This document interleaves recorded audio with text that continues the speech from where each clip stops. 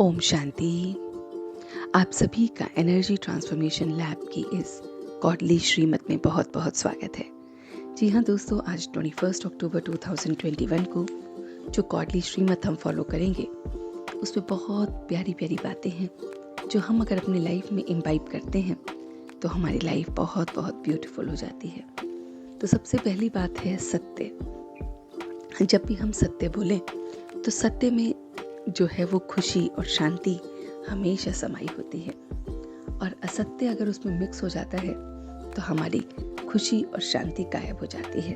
तो हमें याद रखना है कि हम जो सोच रहे हैं, बोल रहे हैं, कर रहे हैं, उन सब बातों में सत्य छुपा होना चाहिए। दूसरी बात, अपने जो सत्वगुणी हमारे संस्कार हैं, संस्कार अर्थात खुशी, आनंद, प्रेम, शांति, पवित्रता, शक्ति, ये सब हमारे सत्वगुणी संस्कारों में से आती हैं। इन संस्कारों को हमें बहुत बहुत ध्यान से देखना है कि हम इन संस्कारों को कहीं दबा तो नहीं रहे हैं।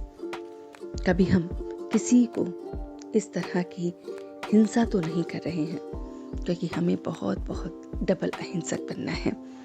तो अगर हमने अपने इन गुणों को दबाया और जैसी दुनिया चल रही है वैसे संस्कारों को इमर्ज किया, तो क्या होगा कि हम किसी ना किसी को दुख देंगे, अशांत करेंगे, और फिर यही हिंसा है। पहली हिंसा कि अपने गुणों को, अच्छे अच्छे गुणों को दबाया, क्योंकि लोग क्या कहेंगे कि सुख शांति भी होता है, ऐसा नहीं कुछ होता।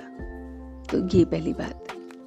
जैसे हमने अपने संस्कार भोजन से संबंधित कि हमें बहुत बहुत सात्विक भोजन करना चाहिए, उसको हमने दबा लिया और हमने उसकी जगह जो व्यवहारिक भोजन है उसे खाना शुरू कर दिया।